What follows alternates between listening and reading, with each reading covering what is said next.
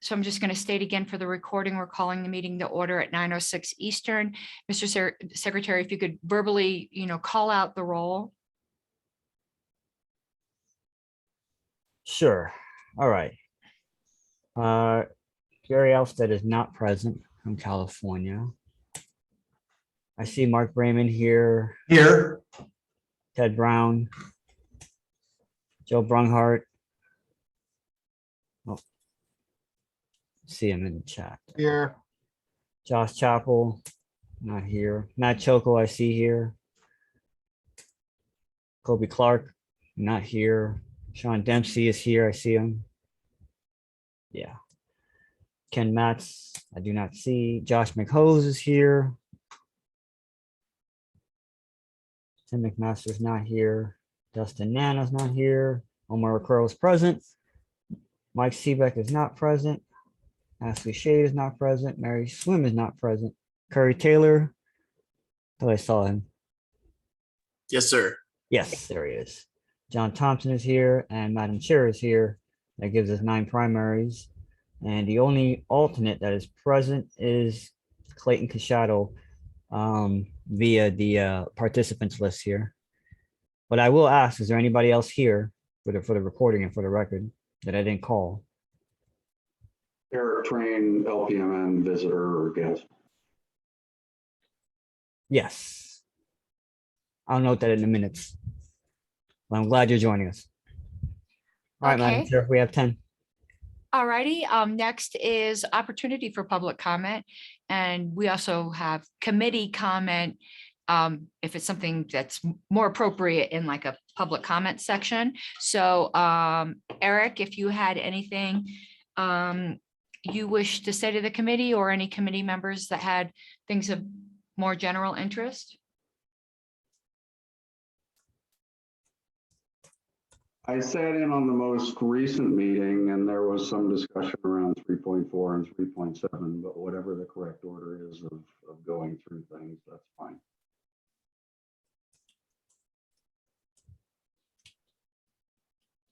Yeah, and I think, yeah, that is probably going to be decided after the survey. But the survey will be going out this weekend. And there is something I actually have to add here. Some committee members had wanted to know why the town hall meeting link did not go out to the members as was promised to me by headquarters. I wrote and asked, and Becca Condon wrote back to me and profusely apologized. She had it ready to go, and then a fire sprung up, as happens, that needed her immediate attention, and then she forgot. And I told her that shit happens, don't worry about it, because shit happens, don't worry about it. So, I figured it was something like that. And I let her know the importance of the survey, and she asked me, rather than going through the executive director, to send it directly to her as soon as I have it, so she can make sure it goes out.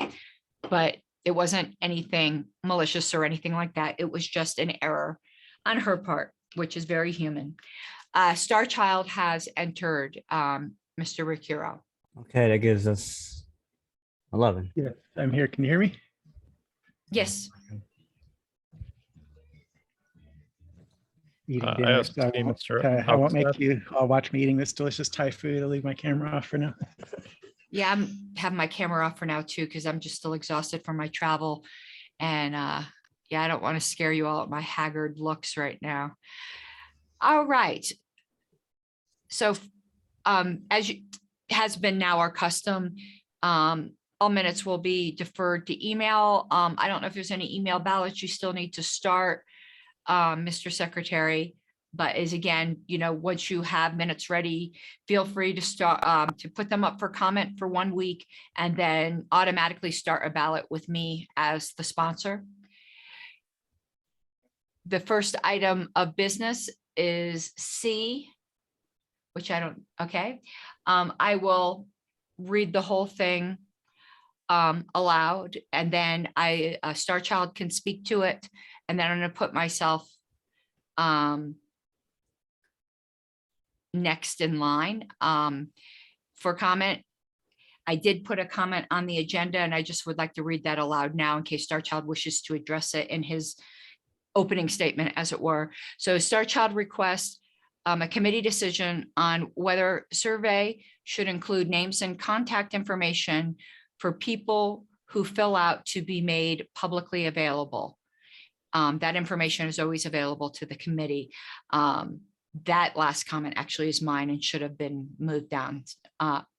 So as noted on here, the chair would note that we can add a question on the form asking people to opt out with a publicly viewable default, but would also note that this would require the chair or committee member to spend potentially hours redacting information with the potential for error and liability to the party.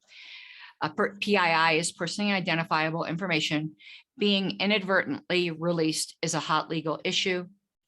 In the past two committees, which is the extent of the chair's knowledge, the survey contents, but not any PII, was made public.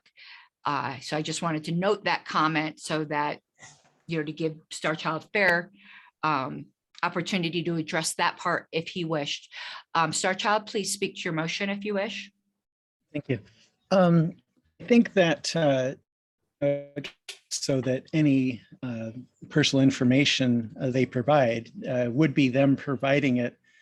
And if we make it clear where we ask for the information, that it's going to be made public unless they check a box saying they want to opt out or something and not have it made public, then I think that should cover any liability. It would clearly be their choice if they're releasing that information.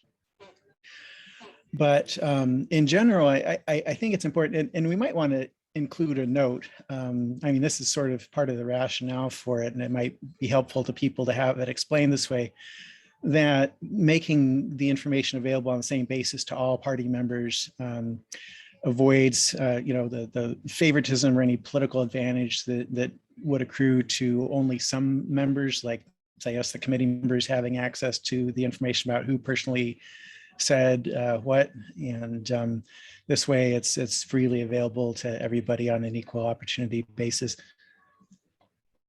So other than that, I think it's pretty straightforward. We encourage, again, transparency and governance in general in the real world, quote unquote, and I think we should strive to do the same in our party so that people can see that we practice what we preach. And when we go to the public and say, elect us, vote for us, the voters can see, oh yeah, they favor transparency in government, and we can believe that because we can see that's what they're already doing in the Libertarian Party.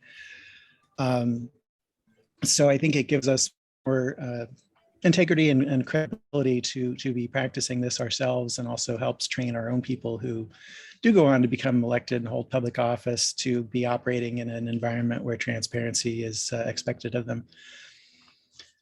So, it's something I think we should have made standard operating procedure a long time ago, but since it's not, I think this is an opportunity to set the platform committee at least off on a better footing as far as transparency in our participation.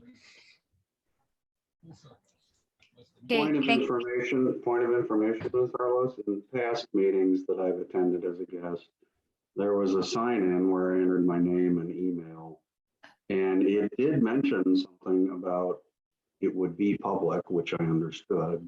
I haven't seen that box at this meeting, but I saw it in past meetings.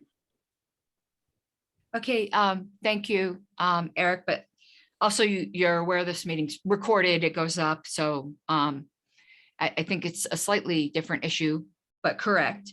Okay, let me just note who is, I'm sorry, I wasn't looking up, so I'm just going to do it in the order it's appearing on my screen. I apologize if it's slightly out of order, but everyone does get to talk because there isn't a time limit on this, though I do encourage the committee that I think we probably very soon, everyone will have an opinion one way or another, that we move expeditiously to a vote so that we could go on to planks one way or the other.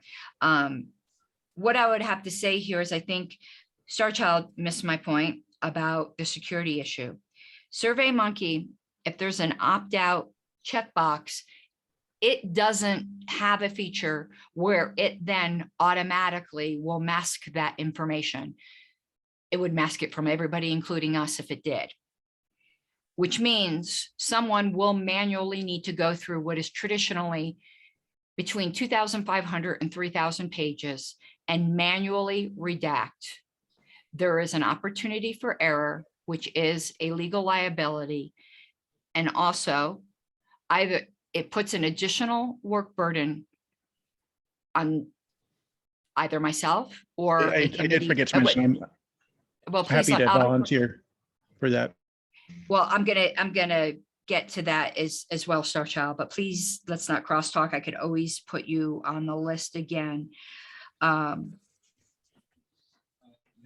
of the issue with a committee volunteer doing it is that as chair of this committee, I am ultimately responsible.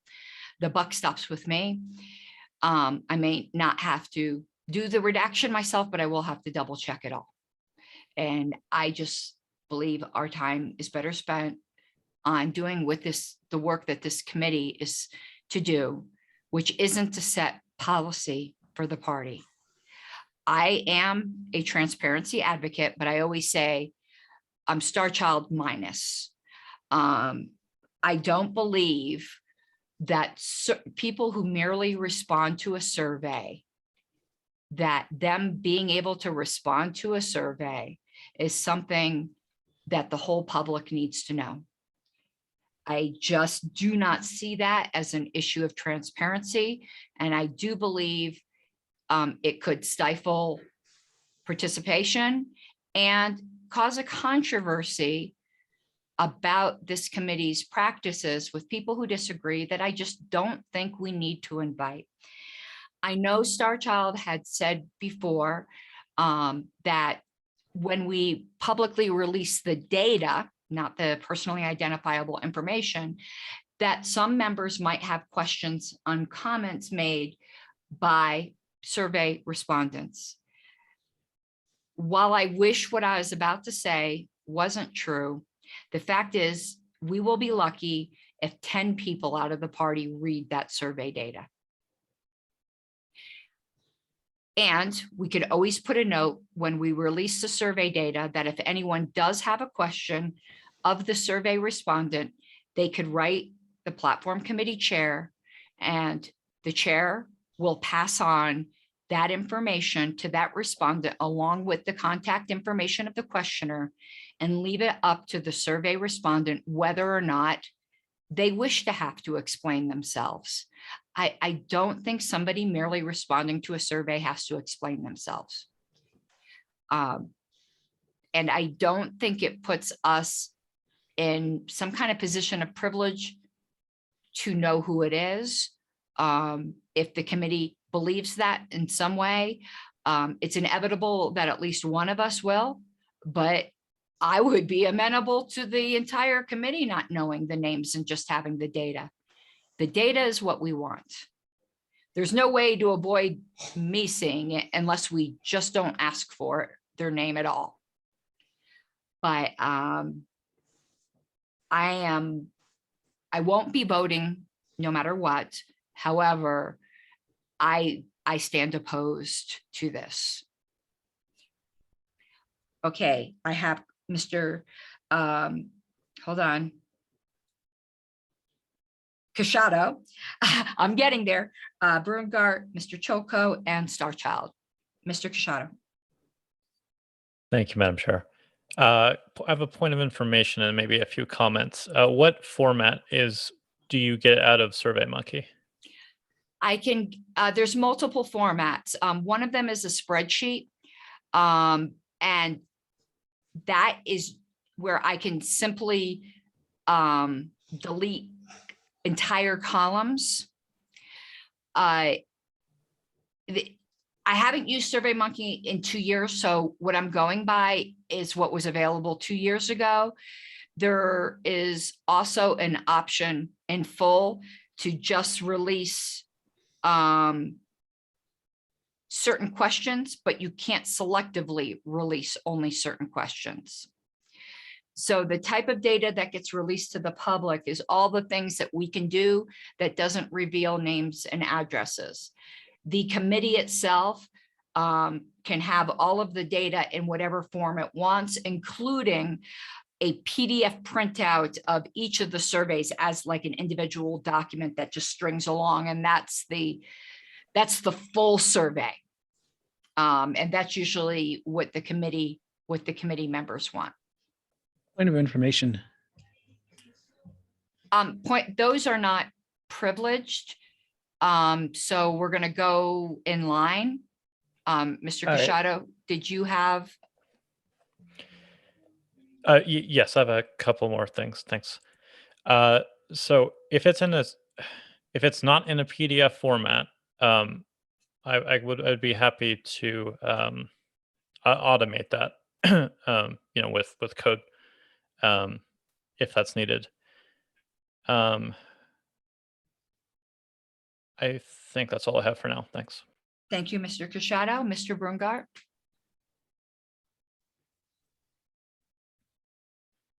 Yeah, I don't think anybody that responds to survey should be subject to their name being available to the entire party. Thanks. Thank you, Mr. Brungart. Mr. Cholko? Thank you. So I have a handful maybe of questions and then a couple comments as well. So if we ask people for names, what good does that do us, the committee? Just asking for names versus having the information completely anonymous.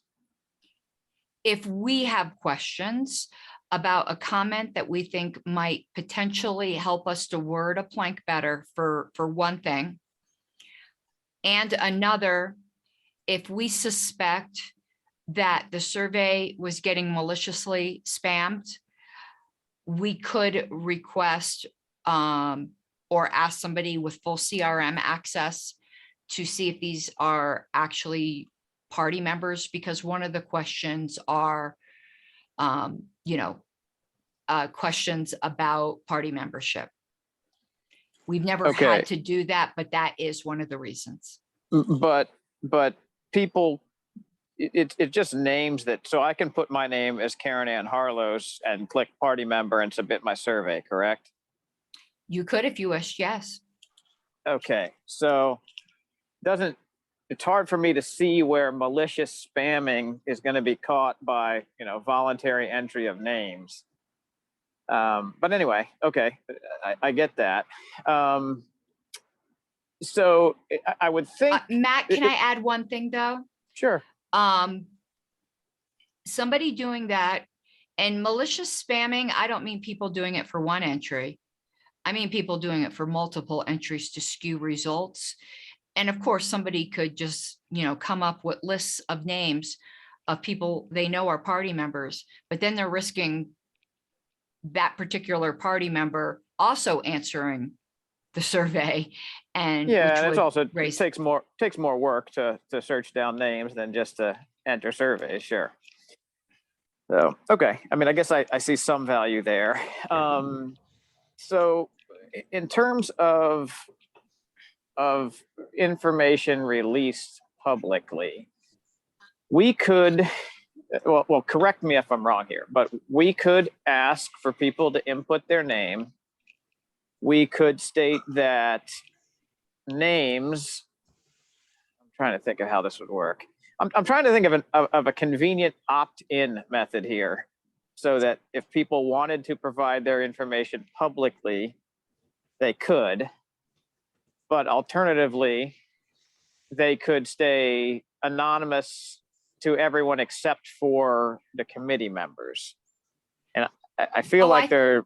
I think there's a way. If you please indulge me, we could potentially have the first question be, and this would be kind of a workaround, be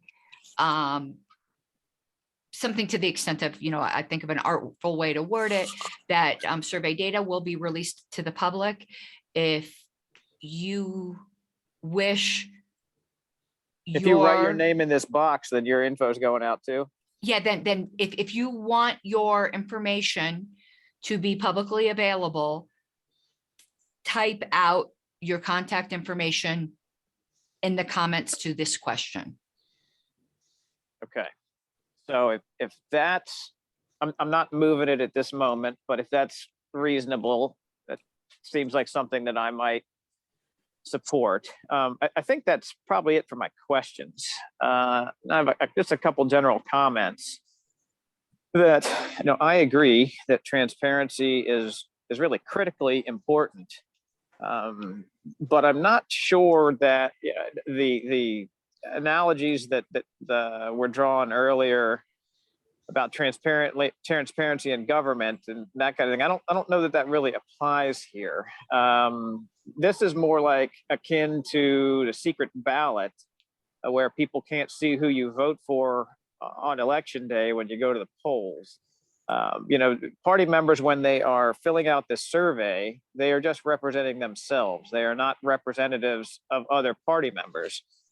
I think it is critical that when party members are, us, for example, in this committee, we are representing other party members. And I think it is absolutely critical that we are reachable, and our deliberations are public and all of that, so that the people we're representing can see this.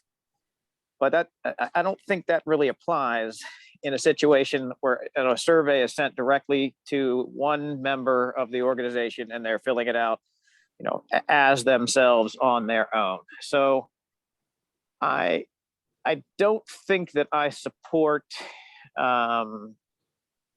something that even if you take away the administrative difficulties, I don't think I support creating this as a must opt out if you want your info to be private. I just think I think it's likely to yield a whole lot less results, or people will not give us controversial opinions, etc. So I think it's just probably not a good idea, and I don't think I will support the proposal, Star Child's proposal. I may offer an amendment here in a minute. We'll see what everybody else has to say. Star Child? Yeah. My point of information was I didn't quite understand your explanation about what Survey Monkey allows us to release or not release. It sounded like you were saying you couldn't pick and choose different questions. So if one question is released publicly as far as identifying it, then they all are. But then it sounded like you're saying that we have to have that information, in case we need to check to see if somebody is a member, if somebody is voting maliciously or spamming or this kind of thing, which I agree with it. Everybody on the list who's receiving this, who's a delegate, is a representative. They're representing their state party. And I think certainly in the case of delegates, it's entirely appropriate. I mean, I Would you like me to answer the point of information first? Okay, yeah. If you can do so in a neutral way, I do feel you kind of, basically, as Terry, you were arguing against it, immediately, and even kind of the way the item is presented. Anyway, go ahead. We can customize reports, and in customizing reports, I can either blanket say this report does not include this question, and it's an all or none. That's what I meant by that. So and SurveyMonkey divides it into like sections. So the personal information section, on any report I generate, it either all gets included or none gets included. Yeah, I'm still not quite sure I understand that. Because I mean, you said at least the committee always has the information. So if it comes to us, then we would all see it. So it's just a question of how, if we release it to the party with that information or not, But the other thing I wanted to mention are a couple things. One, I think that if you were worried about liability, or anyone who's worried about liability wouldn't have to be involved in the process of sending out or tabulating the survey. I don't think it would automatically, fall on you as committee chair. We're all volunteers, and technically, the committee of the whole has the authority. If we, vote, this is how we're going to do it. If you abstain or vote no and you aren't involved with the survey process, then I don't see how you could possibly be liable for what happened with the survey. But I really think that's an unrealistic fear. That somebody's going to be so upset if we say right in the survey, this is public unless you request it not be public, or if there's human error, like you were saying earlier regarding Becca headquarters, stuff happens. I think people be understanding of that. Say we're sorry, we redacted it as soon as you let us know that we made a mistake. I don't see the party being, or any individual being held liable for some human typographical error like that was really unintentional. The other point why this is desirable, I think, and I don't think it's an issue right now, which is why I want to cast aspersions on any of us or anything, but it could be at some point in the future that there's a platform committee or something that has people on it, maybe that are not as libertarian as we might like, might have some other agenda or something. Somebody who's dishonest, they claim a bunch of survey. Well, we got these survey results in. It says people are in favor of doing this. But actually, those weren't real people. Those are people that they the survey with, or made up responses and so forth. And if people couldn't check their individual votes or attribute them to individuals and know that that person is an actual party member, we'd be vulnerable potentially to that kind of thing. I mean, I like the idea of everybody being able to see that their vote was recorded, that their survey response is recorded. Like, when you put it in, to be able to see, oh yes, they did receive and count a survey from Starchild or from Curry or Eric or Matt or whoever. If they're all anonymous or only the platform committee members get to know and check that, there's just not as much guarantee there of accountability, that every vote was counted and there wasn't any ballot stuffing or anything like that going on. So I would like it for just to be automatically, everybody's information is there. And again, as Matt, you pointed out, in regards to something else, it's easy to create an email address that you want to use just for that. If people are worried about getting email or whatever, but I think opt out, at least certainly for non-delegates, is something I can definitely go along with. But yeah, I do feel the default should be transparency, and I'm happy to again do the work myself as far as checking. If this passes, I presume there's at least one other person who'd be willing to volunteer to help tabulate or whatever extra work might be involved in terms of having it be public identifiable. But I think there's multiple good reasons why we want this. Thank you, Starchild. Mr. Thompson?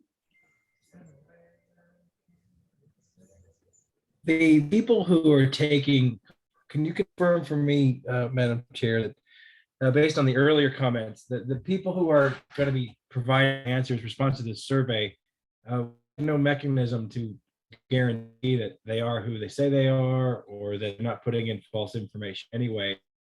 So it seems like we're creating a lot of problems or a lot of extra work by wanting to tie names to comments, and when there is there's no way to make sure that the comments are actually valid comments from LP members. There's no tracking as far as, and if it's going out to email addresses, then we're just seeing it that it's those email addresses. But if it's SurveyMonkey, they could send it to somebody else, right? They could just forward it to whoever. And also, Mr. Thompson, I tend to encourage people, because not everyone gets national LP emails, to post in their state groups and things like that. Yeah, so From a discussion standpoint, I think we're chasing information for the sake of transparency, and I'm not exactly sure what we're being transparent about. It's an opinion survey, but the quality of the data, right? We're not tying that back to anyone, and as it's been stated, maybe those people would suppress information potentially if it would be possible to tie it back to somebody, and whatever results come out of the survey, we have to take it with a grain of salt. If it seems like it's foreign, that it's not an libertarian answer, like if suddenly the survey said 90% of libertarians favor the death penalty, we would have to assume that it's been corrupted in some fashion. So I am totally against this. I think that it just creates more problems. It's collecting a data that's corrupt to begin with, that is of de minimis use. Thank you. Thank you, Mr. Thompson. Mr. Cholka? Thank you. Can you just confirm for me, if we don't pass this, and our default procedure is going to be that all survey responses are available to anybody who wants to see them?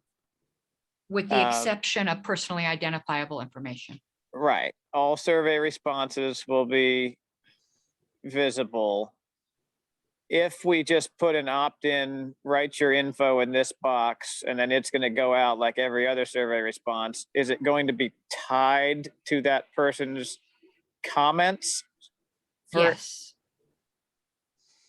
Okay, well then, in the absence of anything passing here, there's going to be no way for people that wanted to put their info out to the general readers of the survey data. Is that correct? Oh, they could always on their own type it in any comment. And we've had people do that in the past who are real passionate about a topic, have put in the answer, I feel it should be this and that and this and that. And if anyone has any questions, email me, and given their email. It doesn't happen often, but we've had people do that. And that's them knowingly going out of their way to have their information available, since we do say in the intro to the survey that answers will be publicly available without being attached to names. So, and if we wanted to encourage people to do that, we could simply make a comment at the start of the survey that says, if you want people to reach out to you about your comments, put your email address at the end of your comment, right? I mean, we could do that if we wanted, right? We certainly could. Okay. So I'm not going to make a motion because I don't want to spend time on it, but I would just say that I feel like sticking a comment like that in the, whatever your intro to the survey is, would be at least marginally helpful, and certainly wouldn't hurt anything. It would, I don't think it's going to satisfy the maker of this motion, but it's probably going to get a little bit more data out there than we otherwise would. So, I think I would support you doing that. No motion here. Last thing I'll say is that if this motion does pass, I will also volunteer to help out dealing with the data. I'm not going to vote for the motion though. So, thanks. And Mr. Choco, I don't personally, though someone could disagree, I don't think me including that in the intro is anything we would need to vote on. I do think kind of like the introductory language to the survey, unless it goes way beyond custom or reasonableness, is within the prerogative of the chair. And I personally would have no problem including that in the intro. If this motion doesn't pass, unless someone moves to forbid me from doing that, I will include that in the intro. Okay, thanks. Star Child? Yeah, I would like to make a motion. Since the end item wasn't phrased with any specific motion language. I move that we have space for a person to enter their name, email address, and phone number at the beginning of the survey, with a note underneath that saying If you, any personal information you enter will be made available to party members. And while we encourage transparency, your decision is up to you, and you can submit your survey anonymously if you wish. Thank you, Star Child. So that is the exact wording of Star Child's motion. Is there any way you could put that in writing for the secretary? Yes.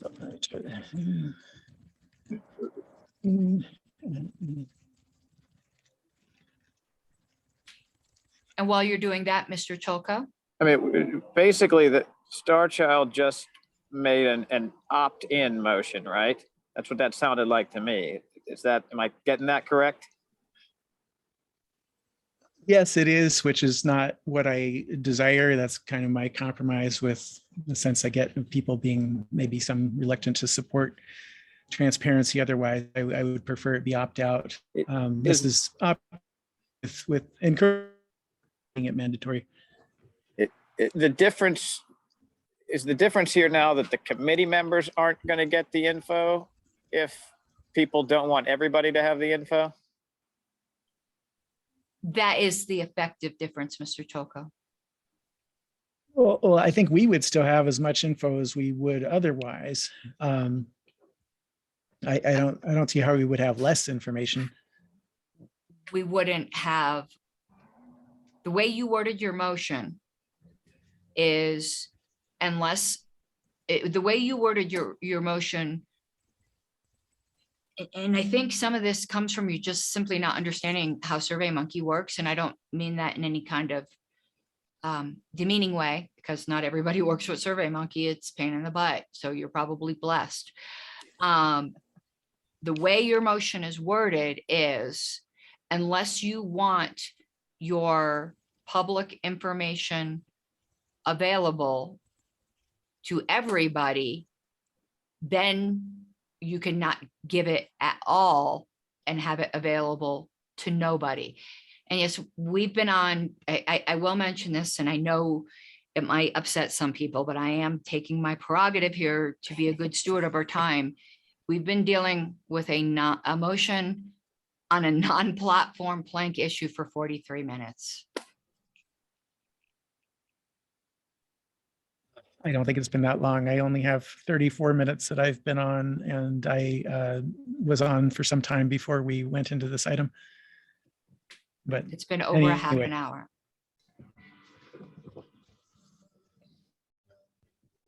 Mr. Secretary, the language is in chat also for the rest of the committee members.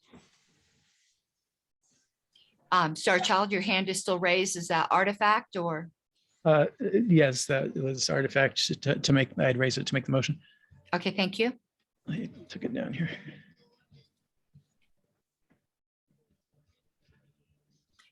Okay, is there any further debate or comment?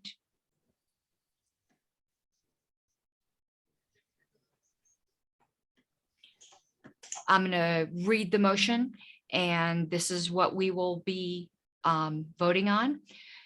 Says, so the motion is by Star Child. I move that we include at the beginning of the survey space for people to enter their name, email address, and phone number, with a note underneath encouraging transparency, but letting people know that any personal info they include will be shared with party members.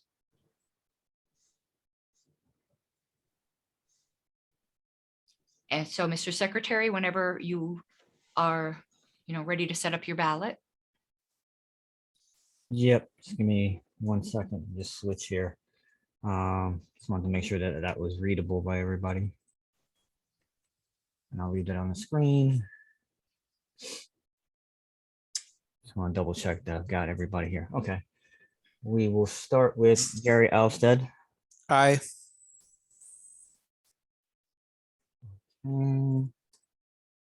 Mark Raymond Abstain. and Joe Brunhart, No. Matt Choco, Aye. John Dempsey, Abstain. Josh McHose, Nay. Omar Ricaro votes nay. Clayton Cachado. Aye. Okay, Star Child. Aye. Okay, Curry Taylor, Abstain. John Thompson. Nay. Okay, Madam Chair. Did I miss anyone? We have 4 in favor, 4 opposed, 3 express abstentions, Madam Chair. Okay, thank you. The motion fails. I will be, unless there's a motion to forbid me, I will be putting, as Mr. Cholko suggested, a note in the intro to the survey that if people want their answers tied to their name or wish to provide contact information, that they should do so in the comments to any questions, because we do give them adequate space for comments, and that way people who wish to do so can do so. Well, I Okay, think next, I'm sorry. Sorry. No, sorry. I was talking out of turn. Go ahead. Oh, please feel free, Mr. Cholko, in case if you think I'm No. I was just going to miscast. say that I think that damn near accomplishes the same thing as the motion. So, I Yeah, think that's it good. sounds like it, minus the encouraging transparency part. Otherwise, it sounds pretty much the same to me.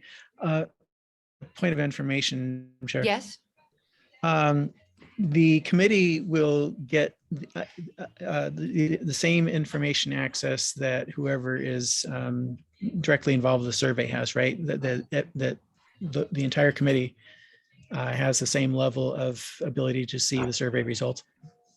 yes. Though Okay. I will have to generate them for you. National LP will not let me give the Okay. Survey Monkey password out to everybody, but I'll let you know. Okay. You tell So me what we you want will- and you got it. So we will see the email addresses under which the things were submitted, even if people didn't put their names or other personal information. The default survey asks for name, which we usually make mandatory for the committee to see, email address, and then optionally they can put in phone number and physical address. We all will be able to see that. Those questions will be suppressed in any public reports that we put out. But if people put their personal information voluntarily themselves in the comments, they then will also be publicly. So I would just ask that you, well, I mean, ideally, I'd love to be involved in helping write this myself. Orders of the day. yeah, The- we finished with this item, Star Child. Okay, no, this is part of my point of information. I just want to understand the process that is being proposed here.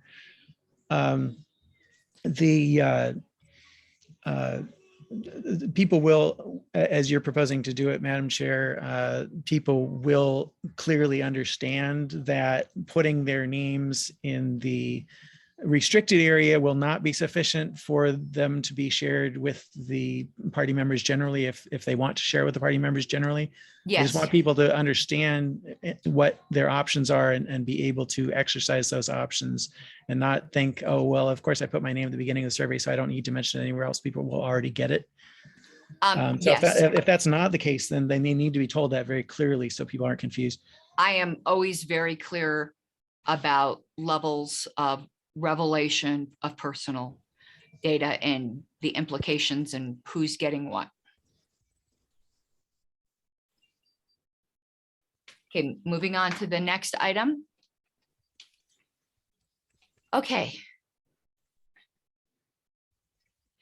This is Mr. Ricuro's proposal. On 3.6, representative government.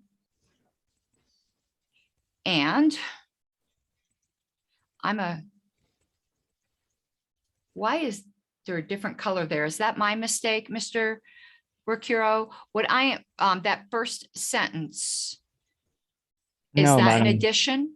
No, Madam Chair, that is that may have been a copy and pasting from Google. Google is weird about putting purple and blue and whatnot. Well, it's Okay. right. I double checked it. It's right.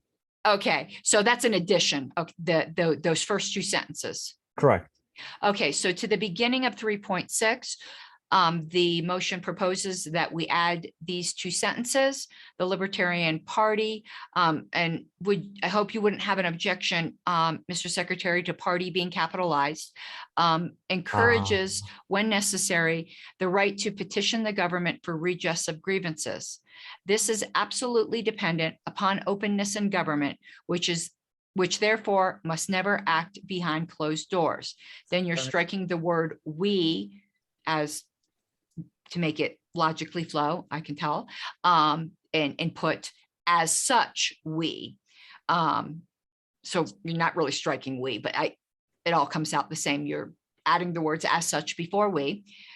And then towards the end, in the second to last sentence, you are moving to strike the word "legitimate." And then in the last sentence, basically adding another condition and oppose any effort to deny these options. So I am going to read the blank as it would read if your amendments pass. The Libertarian Party encourages, when necessary, the right to petition the government for redress of grievances. This is absolutely dependent upon openness in government, which therefore must never act behind closed doors. As such, we support election systems that are more representative of the electorate at the federal, state, and local levels. As private voluntary groups, political parties should be free to establish their own rules for nomination procedures, primaries, and conventions.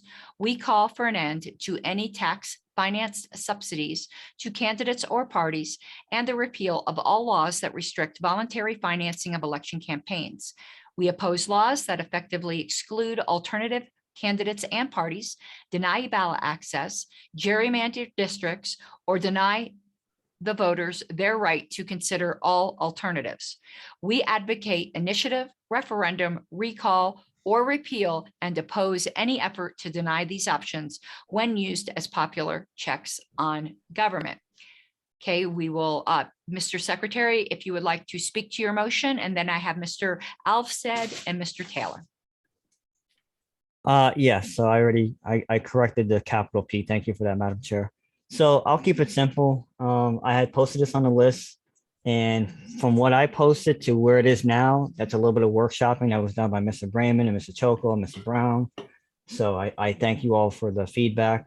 I'm trying to do a deep dive in our platform and our changes, and I was trying to present something, but I'm not going to be able to before the survey, but I'm still working on it to show everybody, hey, this is, I think, a COVID thing. This, I think, touches on COVID. We're dealing with a number of issues since last term, and even during last term, we were dealing with issues then. And so I felt like this was very important to update. The next thing I'll be bringing up as well is just touching on something that I've seen get worse. And I just wanted to strengthen our position on it, but not lock our candidates into a corner. And I feel like when our platform starts with, the Libertarian Party or we or something like that, it makes the overall statement much more bold. It says what the thing is, what the problem is, and then what the solution is. That's kind of how I like our planks to read. And so while I'm not a big fan of a longer platform, sometimes extra words are necessary to make the point. So I think this is a clean enough change that makes the platform better. And obviously the committee will agree or disagree with that, but that's kind of where I'm coming from. This is something that's gotten worse since COVID in a number of states. So, and also the idea that the last sentence as well, some of the things that you can do like referendum or initiative or things of that nature, that's also gotten worse during COVID in different states. So during COVID and after COVID. So it's just important to recognize to recognize that in our platform. So I yield, Madam Chair. Thank you very much, Mr. Alvstead.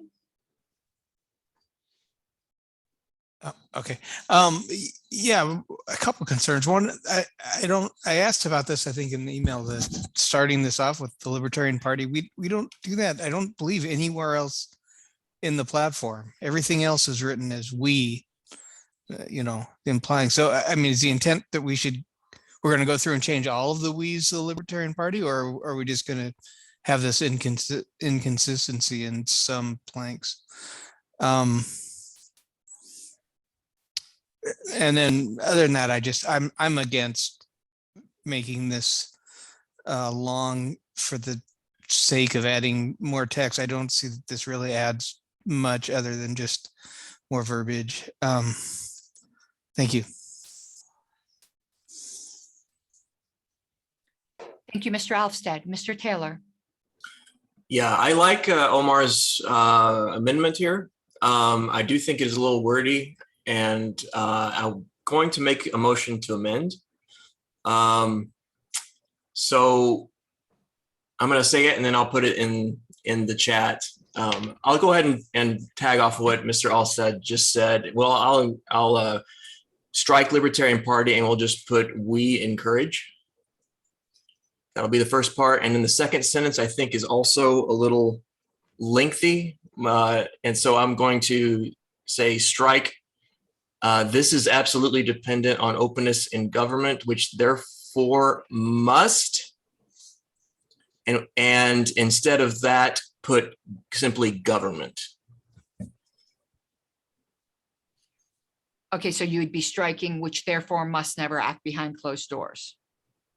No, the opposite. So I would strike everything from this to the word must. Oh. And instead put the word government. So government must never act behind closed doors. Correct. Gotcha. Is that the extent of the amendment, Mr. Taylor? Yes.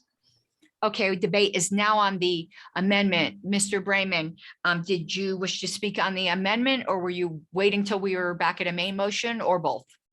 It's both. I would like actually even shortening the first sentence more to say, we staunchly defend instead of encourages when necessary. We staunchly defend the right to petition the government for redress of grievances. Okay, so that would be the second level of amendment. So instead of the we encourage, it would be you strike encourage and put staunchly defend. Strike encourages when necessary. Okay, so it would be we staunchly defend the right to petition the government for redress of grievances. Yes. Okay, so now debate. Madam Chair, can I think this is a privilege. The original proposal had a second sentence about transparency that I don't see in the text that's on the screen now. Am I missing something? Okay, I'm not looking at the screen here. Because I was looking at the agenda. Yes, Mr. Secretary, the sentence about openness in government seems to be missing.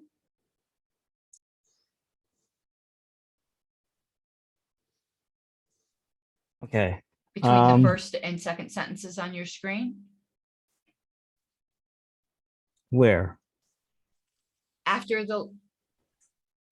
Okay, Mr. Alvstead amendment had Mr. Taylor. Excuse me. Yes, Mr. Taylor's amendment struck. Oh, yeah. I am missing something here.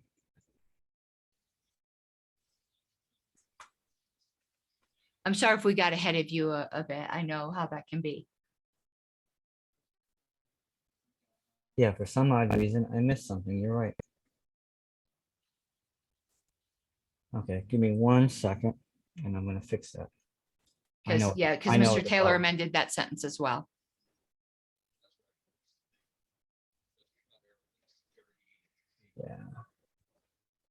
I copied the wrong thing. That's what I did. I copied the wrong thing. That's it.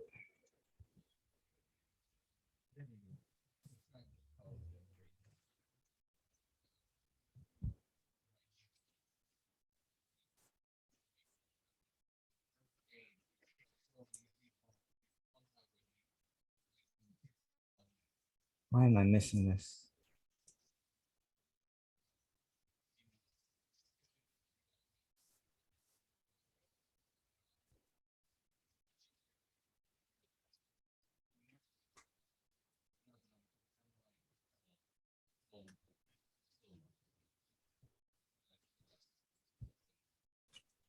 To answer Mr. Choco in chat, Mr. Taylor's amendment did deal with that. Mr. Taylor's amendment had "we staunchly defend." Brayman amendment. Wait a Brayman. minute. Okay, I'm getting too many levels here without it all on the screen. So I'll shut up for a moment and let the secretary catch up. Yeah, just give me 1 second because I know what the problem is, and for some odd reason, it's not copying correctly.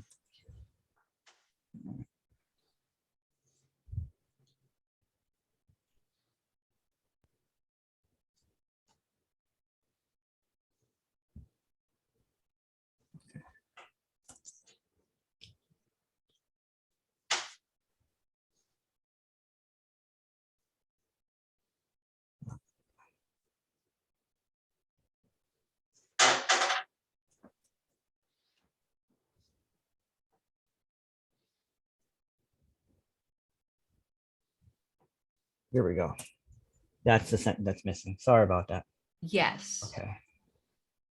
And then Mr. Taylor amended that sentence. Yep, I got it. Libertarian Party struck that, right? Right, and had "we encourage."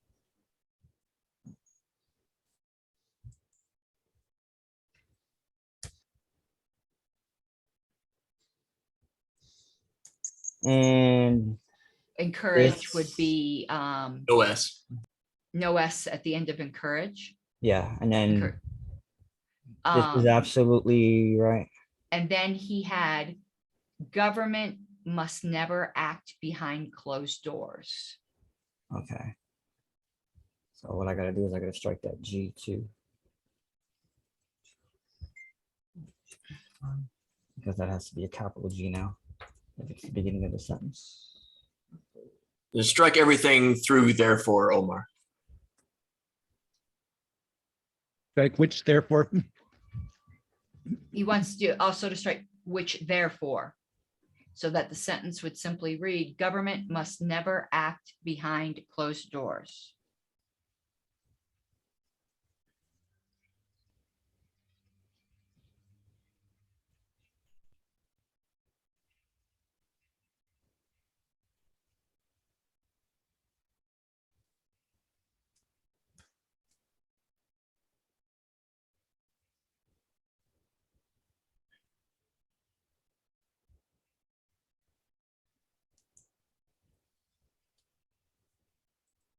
Okay, so it's therefore struck, right? And which and the comma. Wait, give me that again. I'm sorry. Strike the comma and the which. Ah, okay. All right.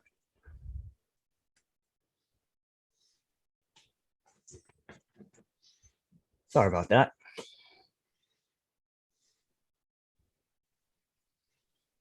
So hopefully this reflects what we're doing now. And then I'll catch up with Mr. Brayman's thing in just a moment. Make it more readable. I'm gonna move this down. And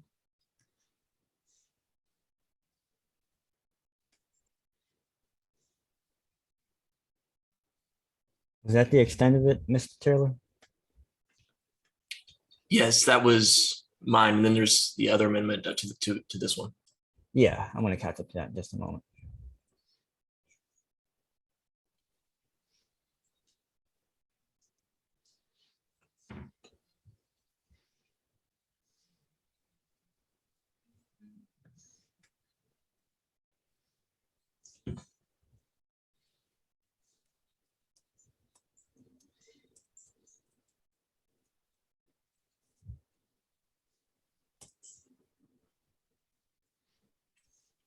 This was striking encourage and adding staunchly defend, right?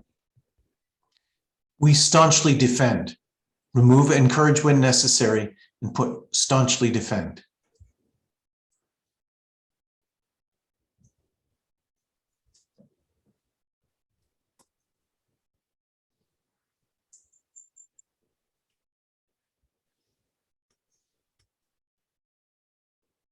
Okay, Madam Chair, whenever you're ready.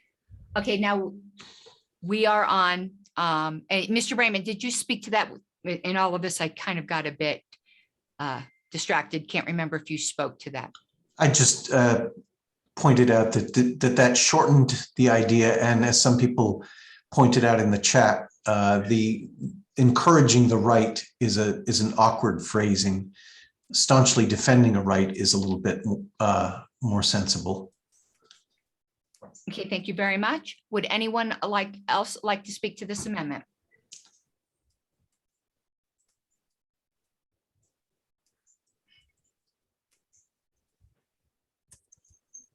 Hearing none, is there any opposition to this amendment? Madam Chair, is it spelled correctly for the grammar Nazi people here? No, staunchly. STAUNCHLY. PHLY. I thought it was wrong.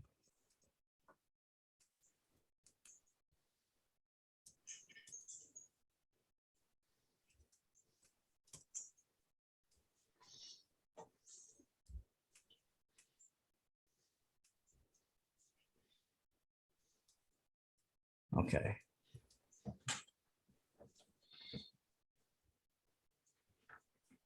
Okay, so is there any objection to this amendment?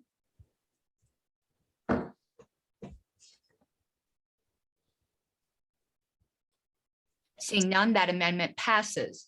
So we are now on the Taylor amendment as amended. Mr. Brayman, did your hand was still raised? I did not know. Oh. I will lower it. I apologize. Although I actually do have another suggestion for wording change, but that applies well.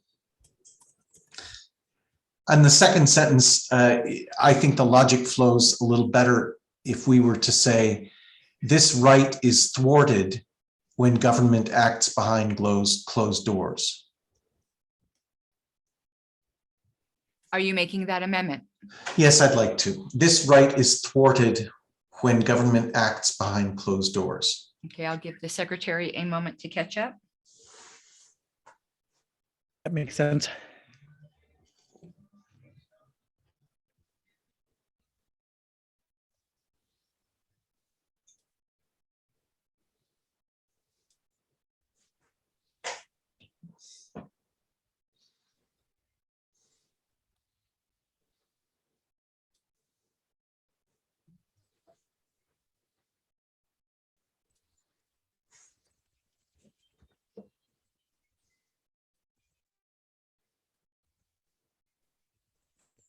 All right, where's that being placed? So it substitutes for the second sentence. Government must never act behind closed doors. So closed doors would be the only thing that remains. Well, government and closed doors would remain.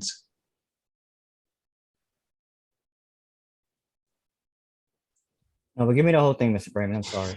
This right. Okay, where do you? This right is thwarted. THWARTED. Yeah, you got it. This right is thwarted when government acts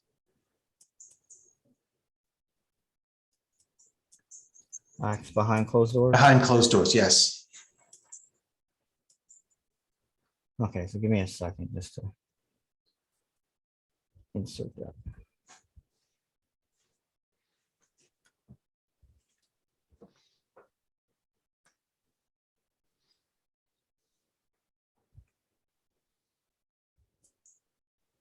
Let's put it here just to do the same thing. It accomplishes the same thing.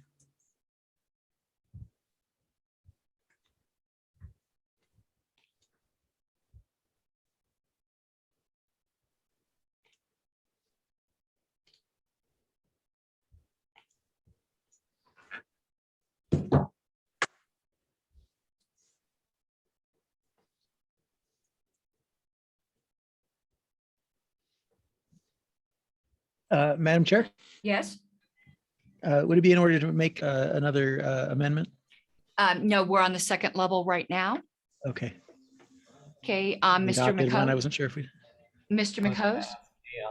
Kind of a point of information to Mark and kind of the room. Or I don't know how to phrase this. The last few words of the sentence where it says behind closed doors, couldn't that be taken literally to actually mean actually behind actual closed doors instead of in secrecy?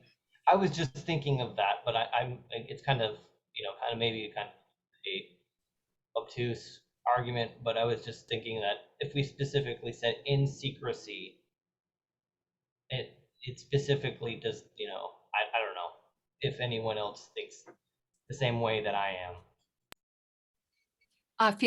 Please feel free to answer, Mr. Raymond.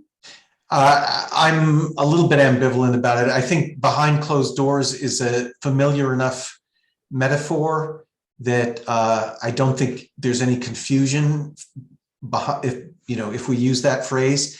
If we say acts in secrecy, that sounds a little bit like we're only excluding really, really secret things. There's other ways that government acts behind closed doors other than to make things officially secret. Excellent point. Thank you.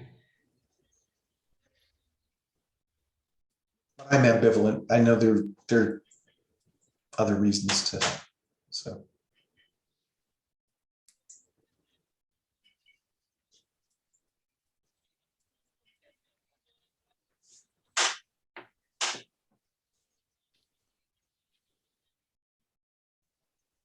Well, right now it is, as it stands.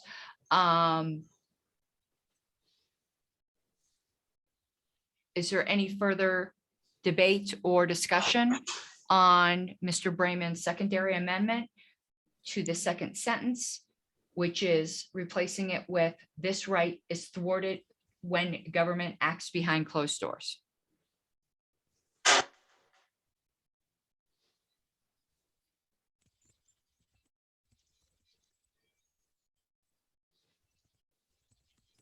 Is there any objection to adopting this amendment?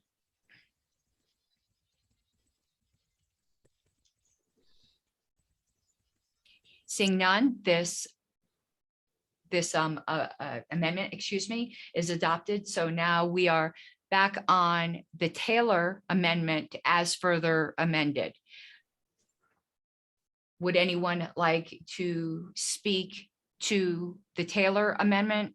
Or Star Child, I know, might have been interested in making an amendment once it became appropriate. It would be appropriate at this time. Star Child. Thank you. Yeah, I just raised my hand for that purpose. I move to add the words after redress of grievances and express dissent. So that sentence would read, we staunchly defend the right to petition the government for redress of grievances and express dissent, because I think redress of grievances petitioning can cover a lot of ground. I don't think it necessarily, dissent is D-I-S-S-E-N-T. I don't think it necessarily covers all forms of expressing dissent, or some people might argue that it doesn't. So it would be good, I think, to make that clear that we favor not strictly petitioning, but protesting and other forms of letting the government know that people are unhappy.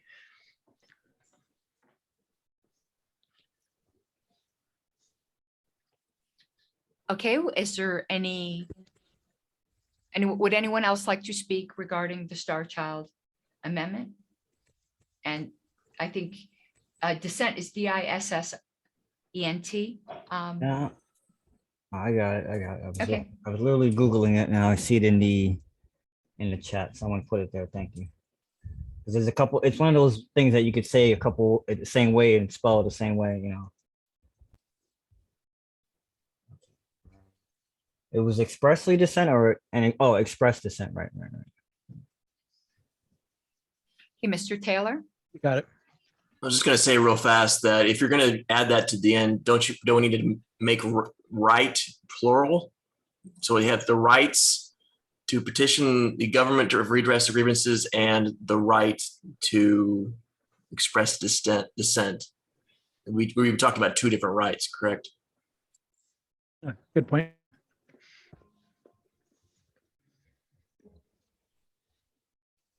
Okay, I'm just waiting for the secretary to catch up on the screen.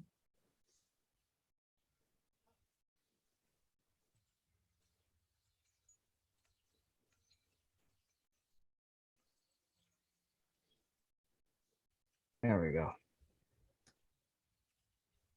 Okay, just so that we're not spending a lot of time on grammar.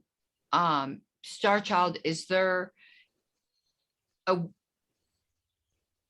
I have Would one more change, but it's to a different part of the paragraph, so maybe that should wait for a separate motion. but I'm dealing with just the grammar of this one. I think it should be. I think he's right. It should be rights plural. the rights to petition the government for redress of grievances and express dissent? Yes. If that's what you're going to ask me, maybe you were trying to ask something else. I'm not sure. Yeah, no, that is. Okay. Is there any objection to that change? Otherwise, if there is, it'll have to be a separate amendment later. Well, I have a couple points about the flow. It's very minor. Is it, you have every right to object to that, and we'll just deal. Well, these are almost just grammatical changes. Could I mention them? I think part of the problem with the earlier concern about adding the right to and the right to express dissent could be solved by just putting the word to before express dissent. In this case, using the infinitive form to express helps to clarify that express is a verb as we're using it and not an adjective, which it does have adjectival meanings. Then we're also going to need to change this right in the second sentence to these rights are, instead of this right is. These rights are thwarted when government acts behind. Okay, yeah, we're getting then, yeah, and points very well taken. Star Child, if it's no objection to you, I think everyone knows that if your amendment passes, that Mr. Brayman or someone will be making those grammatical suggestions. So it's fine for me to modify it. I think his point is well taken. I just think it's going beyond now. It's gonna need to be a separate amendment. I'm just letting the committee know that Mr. Brayman has expressed that if we pass Star Child's amendment, he will make then those appropriate amendments to change the grammar. So please don't let that influence your decision on whether or not to pass the Star Child amendment. Grammar will be fixed. I can't save time and just accept it as a friendly. There's no such thing as a friendly amendment. Or just say that was what I meant to say. It's in two separate sentences. I don't want to set that precedent, and that is parliamentarily incorrect. I was pushing it already. So Mr. Casciato. Thank you. So I certainly there's a right to express dissent, and it's we're figuring out the wording, but I'm looking at the title, and it's representative government. I'm not sure this fits here. Yeah, just looking at the title specifically. Of course, we could change the title, but I don't know. I don't know. Expressing dissent is has to do with representative government. So just wanted to point that out. Thanks. Okay, Mr. Brayman, did you want to speak outside grammar issues Oh, on no, the amendment? no. Okay, I'll recognize you first if the Star Child amendment passes. Would anyone else like to speak to the Star Child amendment?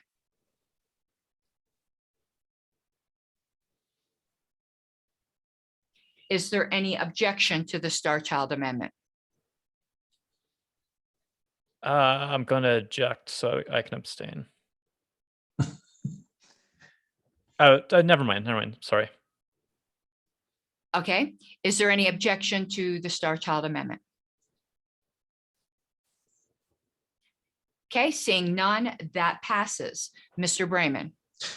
Yes, so the first word right, Mr.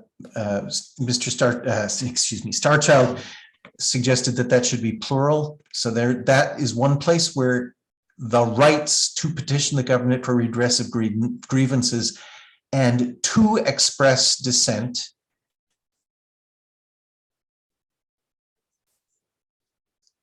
So change the first right to rights, add a to. Yeah, so Mr. After when Secretary, necessary. Yeah, give me 1 second, Madam Chair.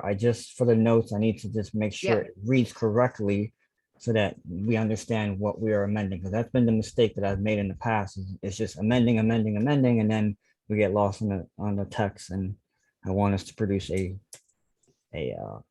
accurate report, obviously. So Mr. Brayman, this is trying to save time.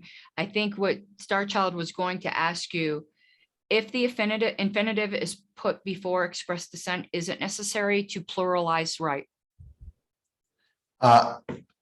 I think it reads better because we've listed two rights for the right to petition the government for redress of grievances and to express dissent. I'm ambivalent about it at this Okay, point.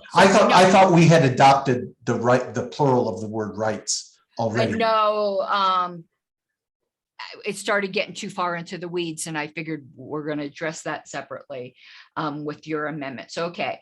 But I agree that if rights is not used plural the first time, then just adding the to before express is all that's really necessary.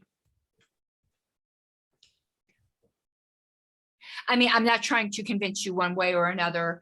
I'm fine. I agree. It's shorter if we just put in to. And then you would not want to change this right to these rights? That's correct.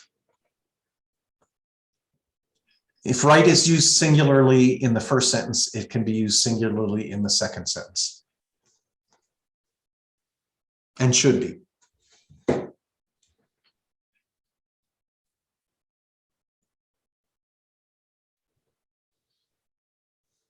Okay, Mr. Secretary, yes. Mr. Brayman is wishing to add the word to before express dissent. Okay. And to express dissent. TO.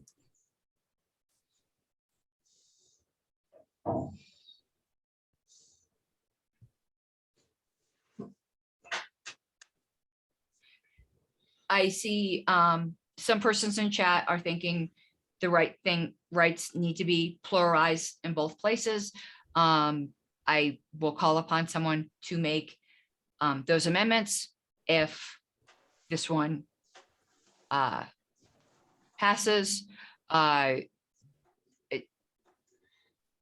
seems like Mr. Taylor and Starchild were both making that argument in chat. So right now the amendment, and we're on the second level of amendment, is to add the word to before express dissent. Is there any objection to that amendment?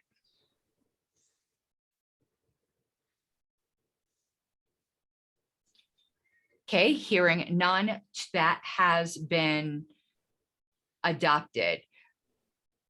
Mr. Taylor, were you wishing to make the amendment you were advocating for in chat? I will try and make this as fast as possible. I'm going to give it the plural version. So right will go to rights, and then we move in this the following sentence. This right goes to these rights. Okay. Are. These rights are. These rights are. Thank you. I'll just give the secretary a moment to catch up.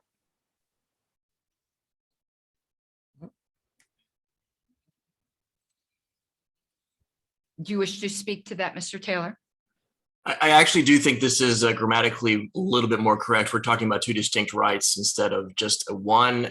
If expressing dissent and redressing grievances were known to be together one uber right that everyone was familiar with, I would, say that it was more singular. That made more sense. But I think really we're talking about two distinct rights. The petitioning for redress of grievances is a subset of expressing dissent. Madam Chair, we're doing these rights at the beginning right there. Yes. No, Okay. no, not there. The rights. The rights, plural. Okay. And then at the second sentence, where it says this right is would become these rights are. Okay. So strike those three words.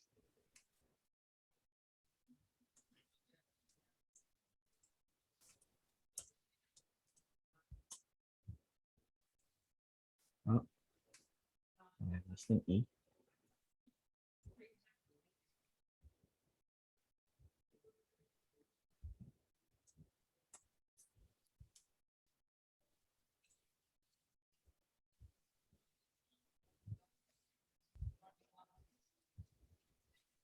All right.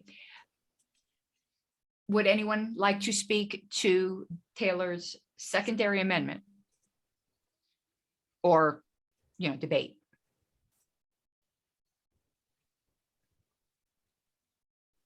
Seeing that no one else does, is there any objection to these amendments? Seeing none, they pass. Now we're back to the main Taylor amendment, which has been thrice or quadrupleized amended.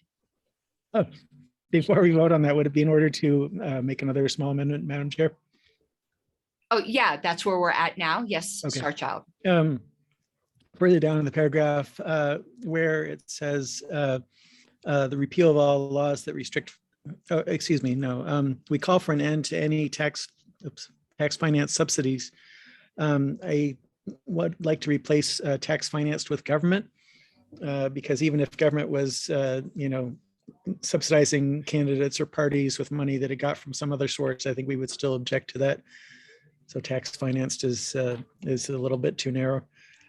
What, I'm sorry, I don't see.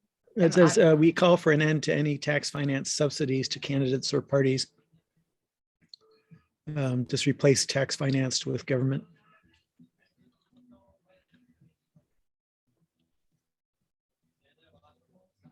It's towards the end of the paragraph, but not all the way to the end, 2/3 of the way through the blank or something.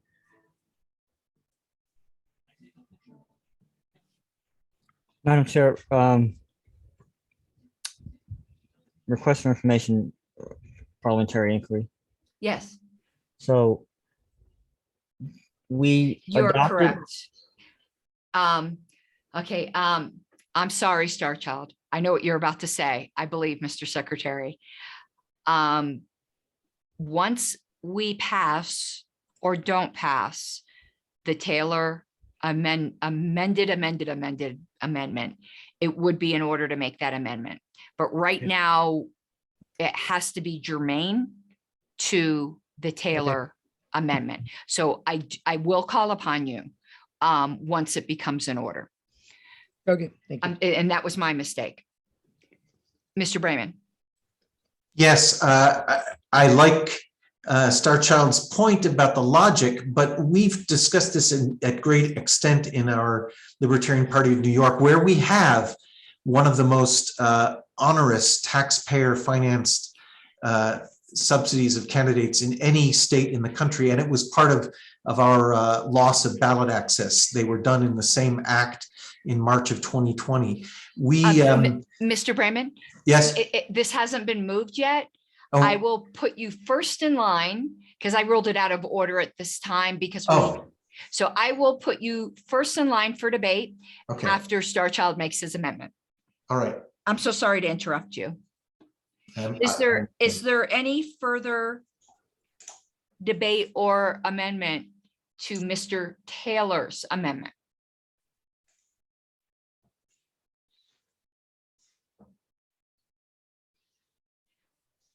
Okay, is there any objection to Mr. Taylor's multi-amended amendment?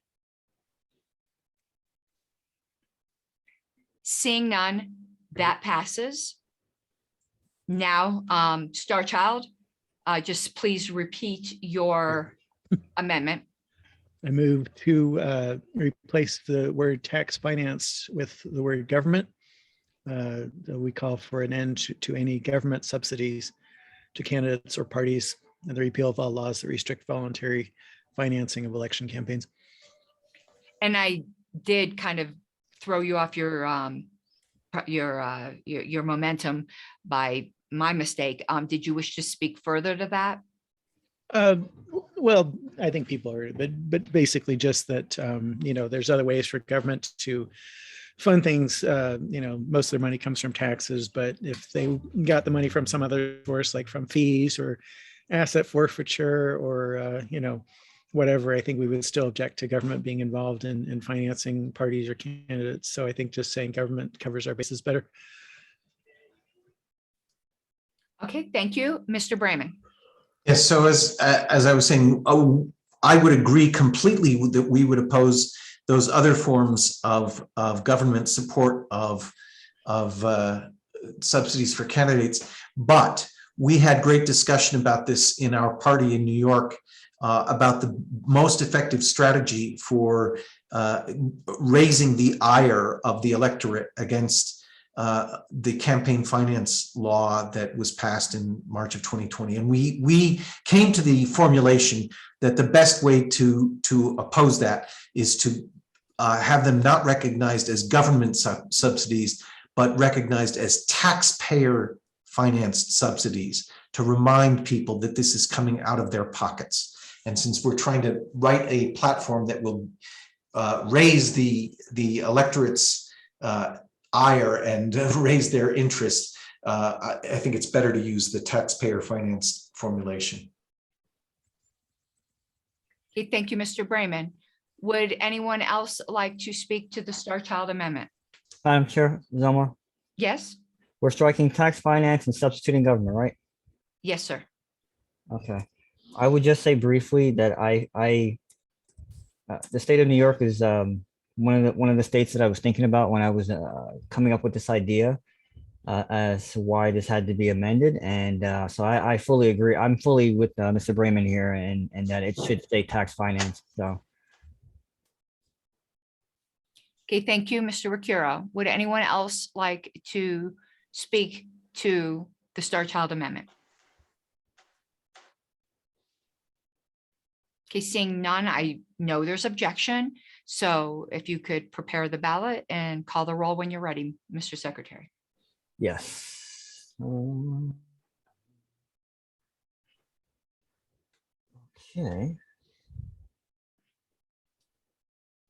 Oh, what happened here? Okay. We lost Mr. Alstead. He had messaged me saying he had a hard stop, just letting everybody know that. So we're gonna start. Thank you. We're gonna start with Mr. Brayman. No, I'm voting no. Okay, Mr. Brunhart. Joe Brunhart. Abstain. Say it again. Abstain. Okay. And Matt Choco. I'll abstain. Okay, Sean Dempsey. Abstain. Okay, Josh McHose. Nay. Omar Recurl votes nay. Clayton Casciato. Aye.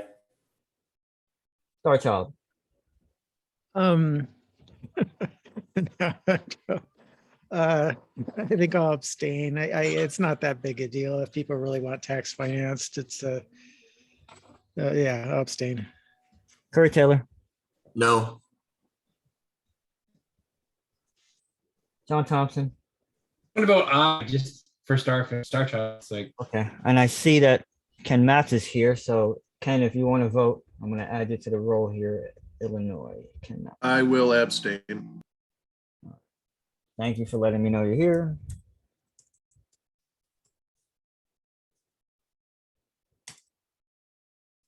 Spell that wrong. Okay, give me 1 second, Madam Chair. I'm going to switch screens. Just got to get the abstain in.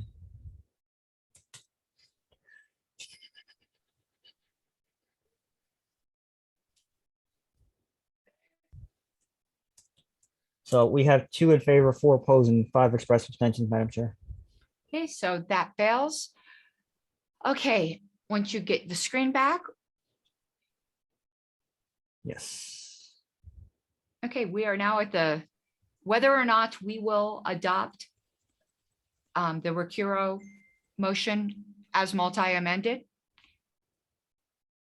Unless there is further debate, amendment, or discussion. Can you give me 30 seconds to read over it? Certainly.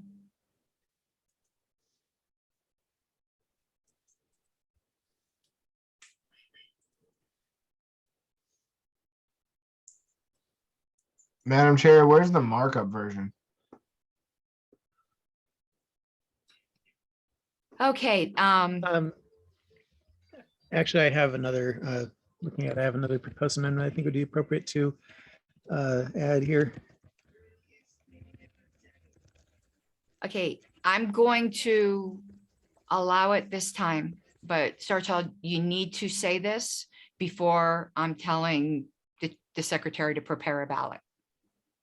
Because I did ask, but go ahead.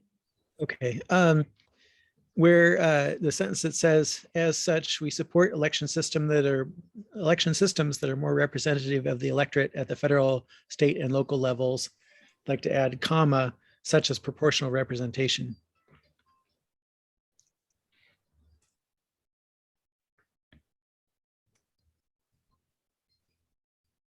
I'm just giving the secretary time to catch up.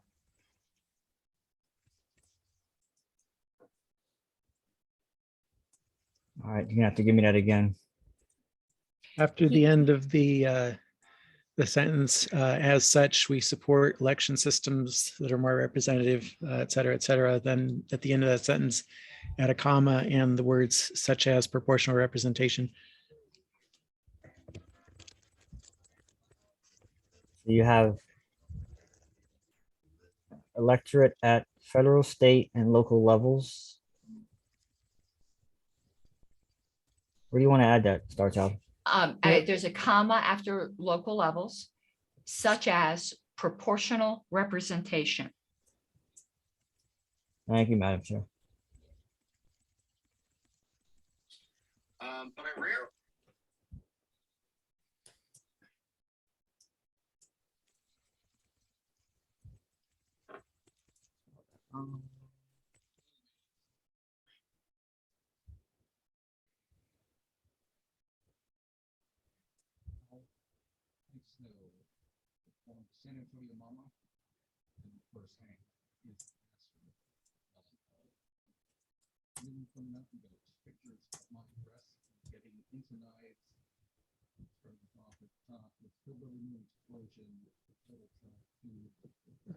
Proportional representation.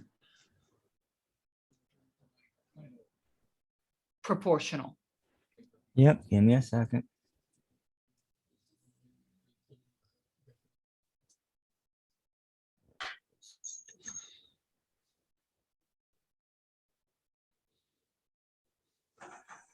All right, Madam Chair. Okay. Starchild, would you like to speak to your amendment? Yeah, I thought the way the sentence read without anything like that, it just, it's kind of vague. I mean, when we say we support more systems that are more representative, I don't think people really necessarily have much idea what we're talking about. They might think that means that we want, people to be given a longer period to vote or something like that. I think mentioning at least one example of an electoral reform that libertarians generally favor, I think is good. I think there are people who care about proportional representation. I think it's good to have that mentioned specifically in the platform too. It would be a real game changer for the Libertarian Party if we had that, whatever percentage of the vote, our candidates got, we'd get that percentage representation in like Congress or state legislatures, as would other alternative parties. A lot of other countries already have this system.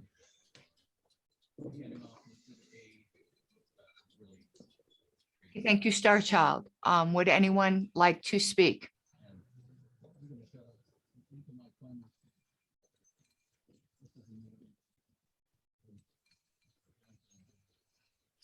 I can tell from comments that there is objection.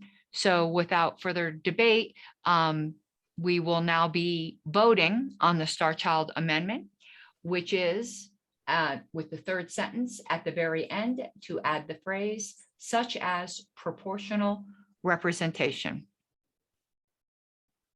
Okay.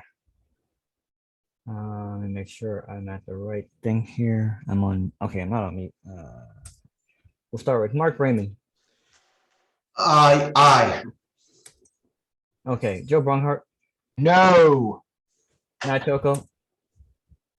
Pass. You say that again, Matt? Pass. Okay. Come back to me. Sean Dempsey, Aye.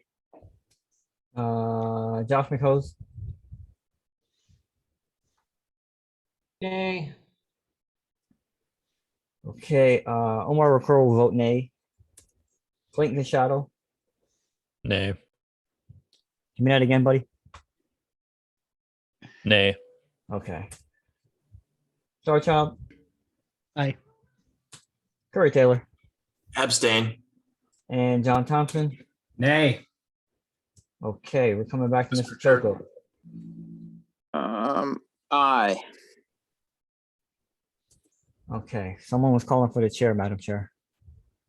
I'm Someone sorry, was- I meant to say Mr. Secretary. It's me, Ken Mattis. Oh, Ken, how did I miss you? I thought I added you to the roll, I swear. I did, and I just totally didn't add you. All righty. How do you vote? I vote aye. Okay. All right, we have 5 in favor, 5 opposed, and 1 express abstention, Madam Chair.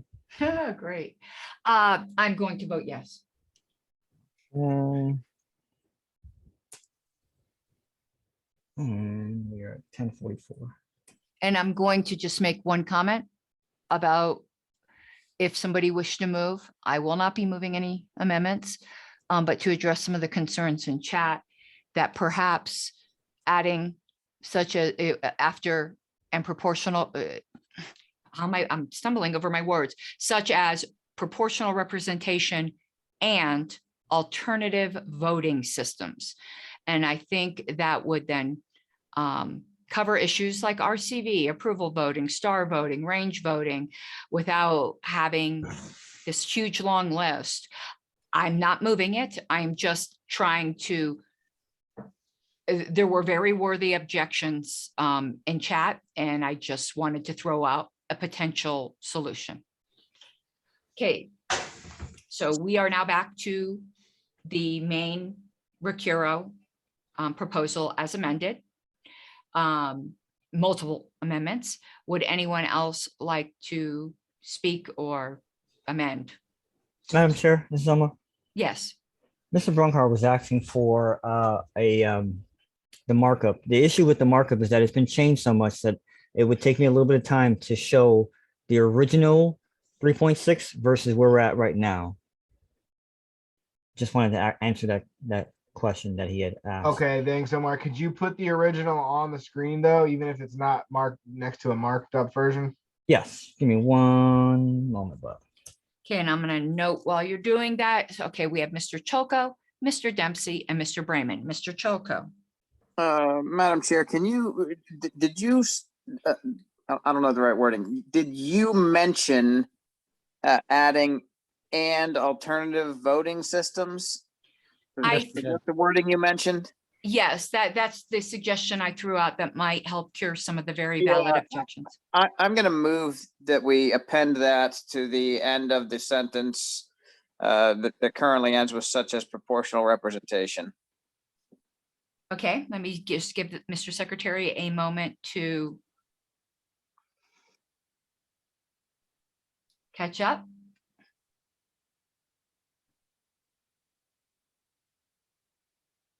Yeah, I'm just satisfying the point of personal request by But you're not satisfying me, Omar.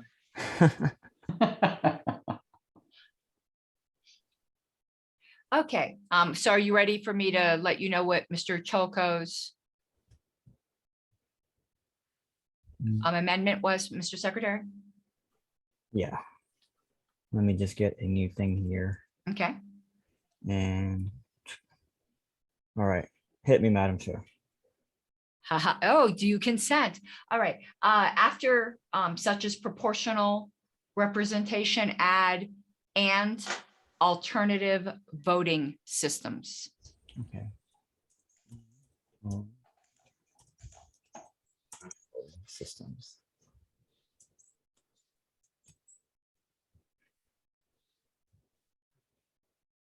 Mr. Choco, did you wish to speak to your amendment? No, I think it's pretty obvious. Mr. Taylor? I'll go ahead and speak in favor real fast. Libertarians often talk about alternative voting systems. This is very much a part of our ethos. And, I think it's important to point it out. I am looking at the current platform right now. I did a search really fast for voting systems. I'm surprised that it's not covered already. If it is, then I'm missing it. So maybe you can point out which plank that it is if I am missing it. But if it's not in there, I think we should add it. So I'll yield. Could someone do a quick word search in the current platform? Because I expressed the same surprise as Mr. Taylor. But this seems like the place it would be. Madam Chair? Yes. Yeah, I was just gonna say I had the same concern. So if it's not there, I also rise in support. Okay, would anyone else like to speak? Mr. Brayman? If we're going to include those words, maybe one of the other things that's very important for the libertarian ethos is to say alternative voting systems and express inclusion of none of the above on ballots.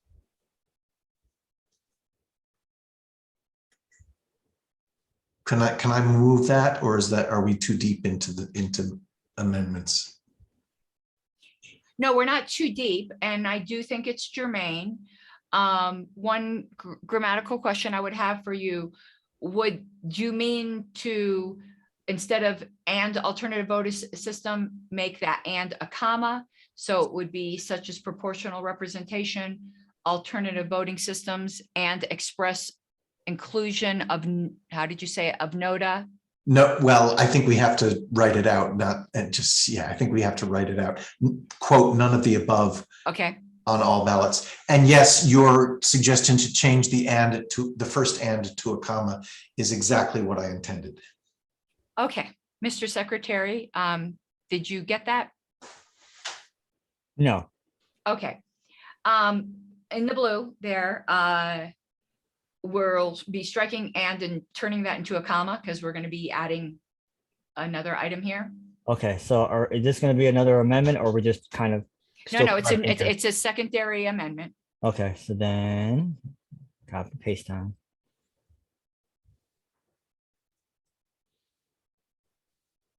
All righty, we are striking and go ahead. Then put a comma after systems. For systems. And then it would be and inclusion of Express inclusion. and express inclusion. Include and okay. Express inclusion. No. And express inclusion. The first include is, yeah. Okay, and express inclusion. Of, Oh, quote, none of the above, end quote.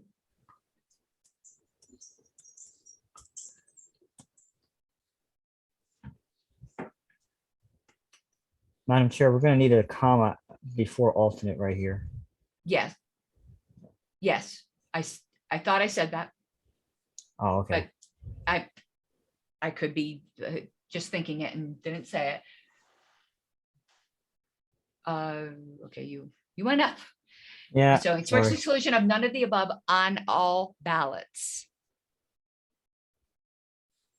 On all ballots, okay.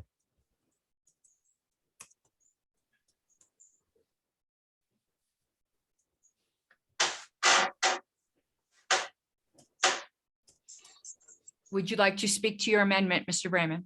I think it's self-evident. Not necessary. Thank you, Madam Chair. Star Child? We have a guest who wanted to be recognized. Eric Thrain is, not sure how I say his name, but then I had a small grammatical change I'd like to propose. Can you let me know what the grammatical change is first? At the beginning of that sentence that we've just been modifying, getting rid of the words as such, I don't think they're necessary. And the way we modified the previous sentence. That's not a grammatical change. That would be a formal amendment. I just wanted to be clear. First, we will recognize the guest, Eric, if there is no objection from the committee. Hearing none, Eric?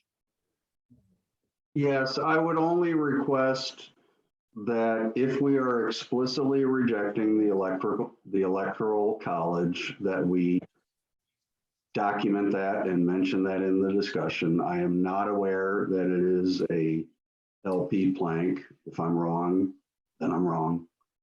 But we should be intentional and explicit when we say proportional representation. That would implicitly reject the electoral college.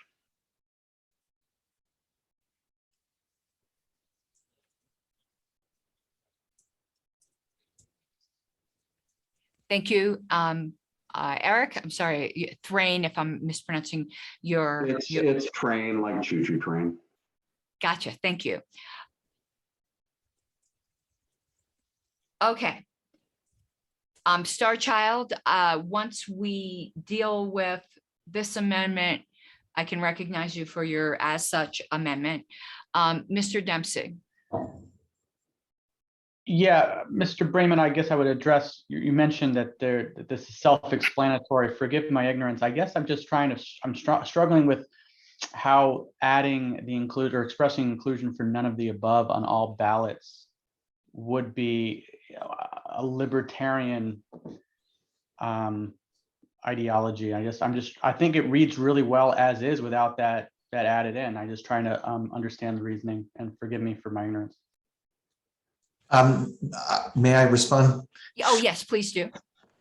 I have only been part of the governance structure of the Libertarian Party in New York for a few years, but I have very quickly been introduced to the idea that it is a core principle, at least in our state, of the Libertarian Party. I don't know actually the extent to which that is true in other states, so I shouldn't be presumptuous.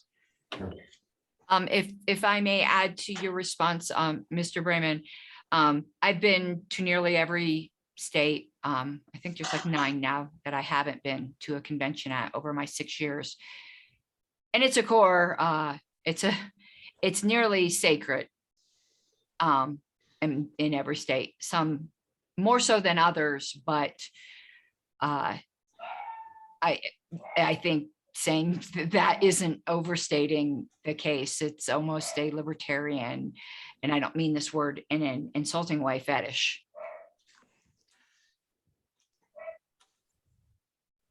If I may, Madam Chair, just to add to my point, I guess my question then there is, the reason I would probably vote against this amendment, or this motion, is that as a platform, I don't know if adding this language is more esoteric to the individuals or people that would be looking at our platform.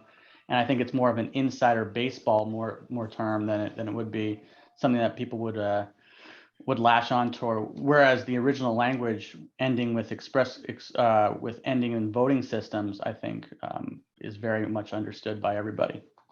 Thank you.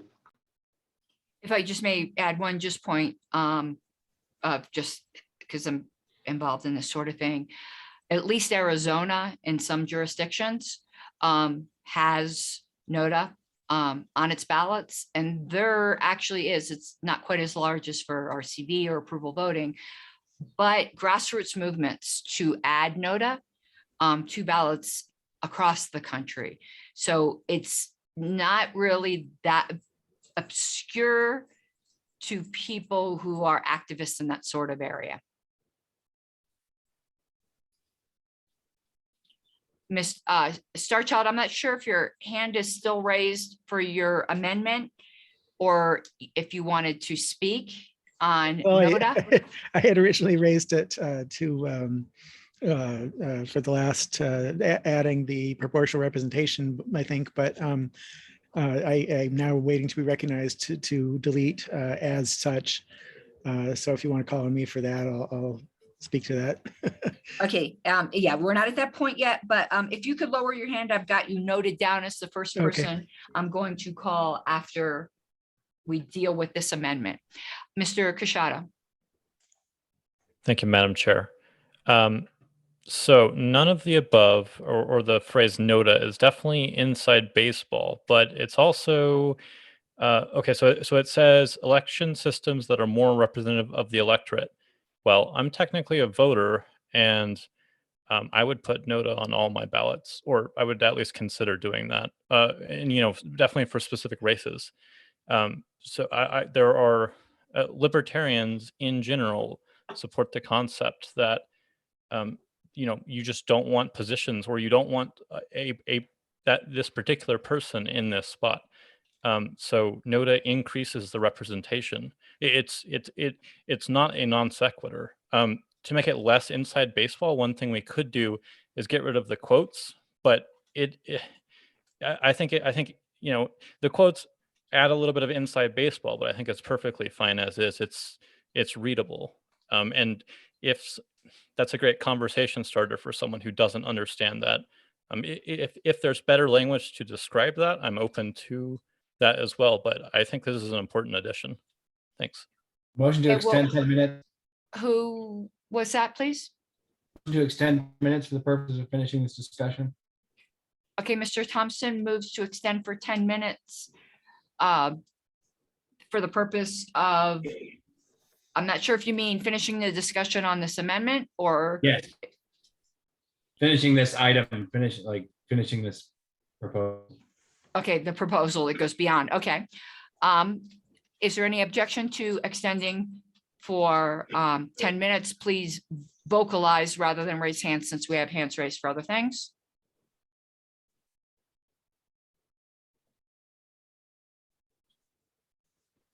Hearing none, we are extended for 10 minutes.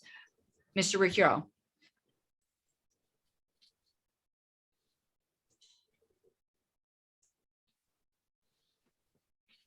Mr. Ricciaro?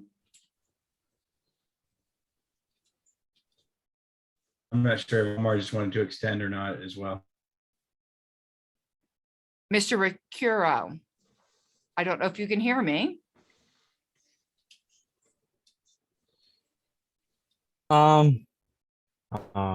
Okay.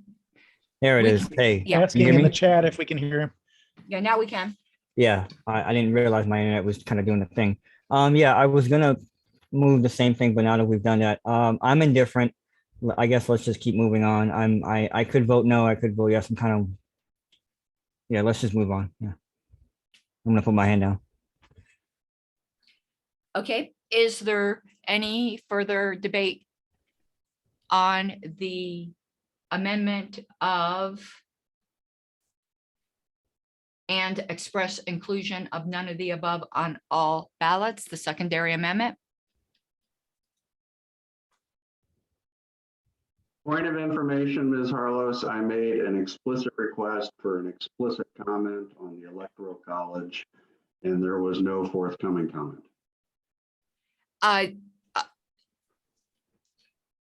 There's no requirement for the committee, the committee to do that.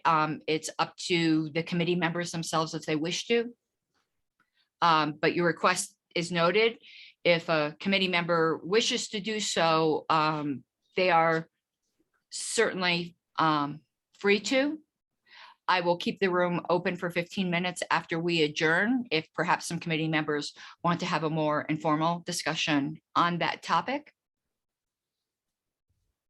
Is there going to be any objection to adopting the and express inclusion of none of the above on all ballots? I know there are people who are indifferent, but that's not quite the same as objecting. I object, Madam Chair. Okay, thank you. Mr. Secretary, please prepare a ballot. We're gonna start. Make sure I got everybody here. Yes, I have Ken. Okay, Mark Brayman. Aye. Okay, Joe Brunhart, Yes. Matt Choco, Aye. Sean Dempsey, Nay. Ken Max, Aye. Josh McHose,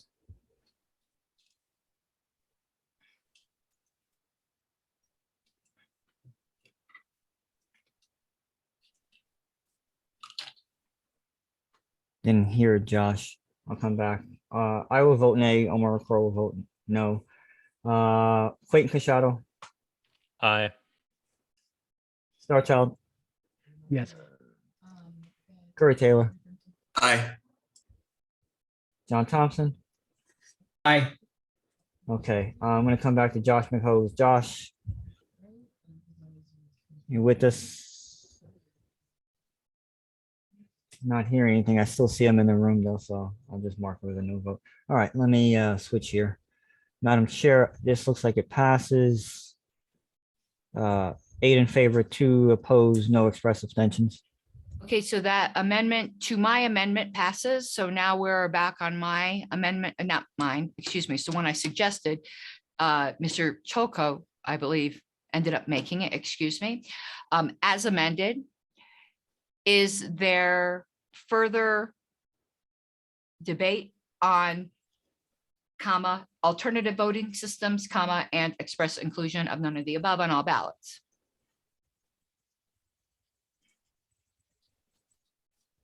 Is there any objection to this amendment as amended?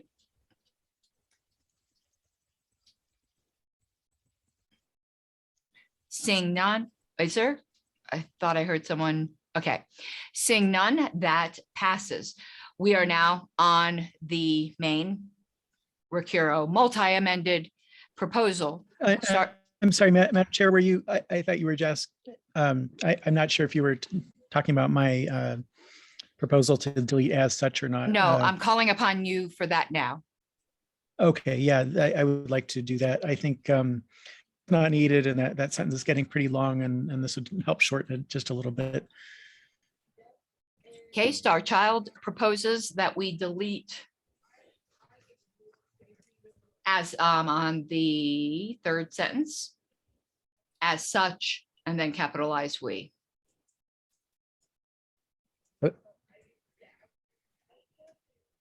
Correct? Yes. Okay, thank you.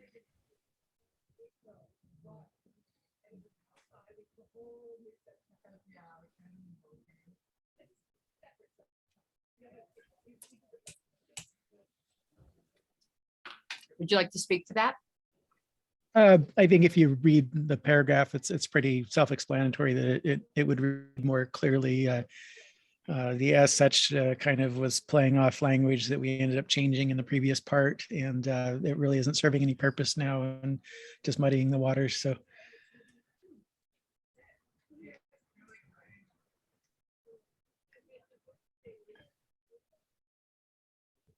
Okay. Is there anyone who wishes to speak to the Star Child Amendment, deleting as such so that the sentence just starts with "we support"?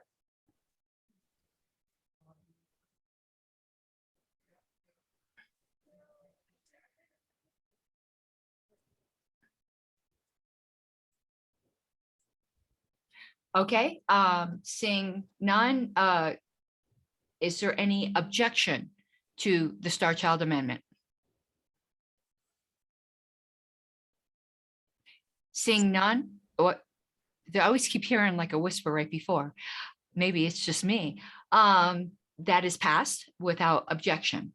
We are now back on the main motion. Is there any further debate or discussion? Mr. Brayman. The only suggestion I would like to make is to amend the title. I would like to suggest the title "Government of the People, for the People, and by the People."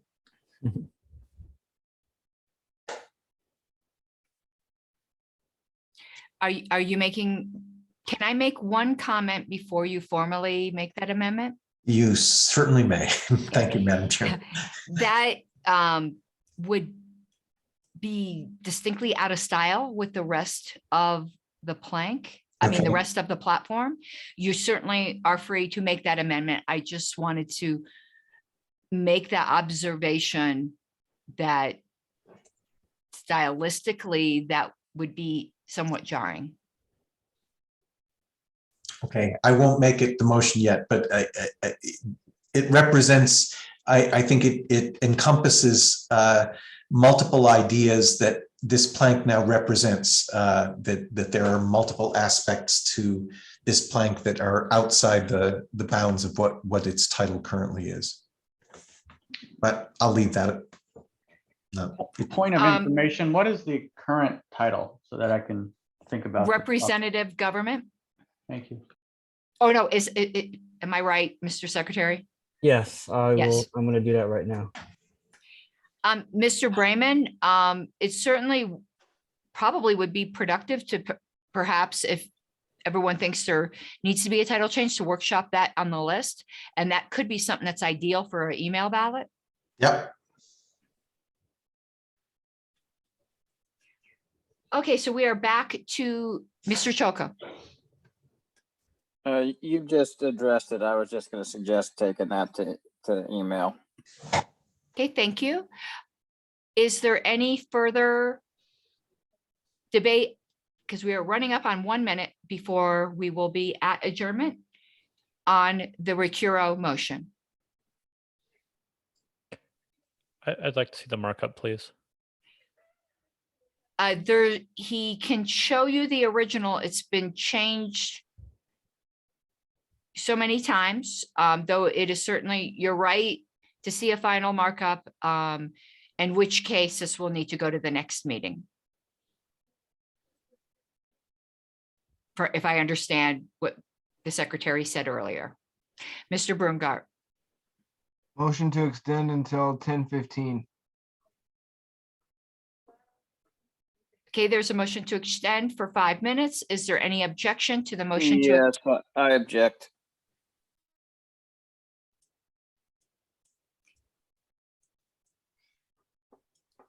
Mr. Secretary, we will then need to vote on the motion to extend when you are ready. Before, maybe I don't object. What is the maker's reason for making that motion? Is he expecting to see a markup copy in 5 minutes? I just want to vote. I want to make. I want to vote. I want to make sure I know what I'm voting on. would Well, I mean, we're not would gonna having get a the markup. original Wait, stop, appeared- stop. No, people need to Okay, be anyway, recognized. I'll just stick with my objection. Well, let me ask the secretary a question. Mr. Secretary, could you produce a markup copy within 5 minutes? I don't think so. Okay, so Mr. Broomgart, your motion will not accomplish what you hope for because Mr. Casciato has every right to ask for that before voting. All right. Orders of the day. Can we vote for this on the list? We certainly could with a markup copy. It would need to be fully sponsored on the list. So if it gets fully sponsored, that indicates a desire. So Mr. Ricuro, if you could please post the markup copy on the list and see if it gains the requisite sponsors, in which case it could go to an email ballot. However, we have 2 more meetings and an email ballot would not put it on the survey. We're meeting tomorrow night, so never mind. We'll just pick it up tomorrow. Okay, thank you. So Point of information. yes, Starchild. Yeah, I was just going to ask Clayton, would just seeing the original language next to the proposed language that we've come up with do instead of having the full grammatical markup where you could just compare the 2 side by side? There's been no motion to extend time. I asked Mr. Casciato that before, and he said no, he would like to see a markup. So there's no pending motion for extension of time. I wasn't sure he understood that was an alternative to just have the 2 next together to side by side to be able to compare them. Well, It's on even the if there screen. were, we are out of Okay. time. So we are going to be adjourning at 9:13. We are meeting tomorrow. I will make sure the registration link, and I will send you, Starchild, the link. I'll register for you, is up on the website tonight, along with an agenda, which I'm going to work on immediately after here. So we are adjourned at 11:13 Eastern. I am going to stick around for up to 15 minutes. I encourage any committee members that wish to engage with Eric's question to stick around, or any other informal discussion the committee would like to have. But you are obviously free to go if you have other commitments, plans, or desires. And I do thank everyone for their hard work. But the room is closing regardless in 15 minutes, or can we stay on longer if we want? If someone else holds the room open, so. Yeah, I know most people don't believe I have a life outside the party, and I can understand that impression. But despite popular rumor, I do. If it goes Madam on more Chair. than 15 minutes, I suggest we move it over to Clubhouse. Madam Chair, we're adjourned, correct? Correct. And I'm stopping the recording at this Yes. point.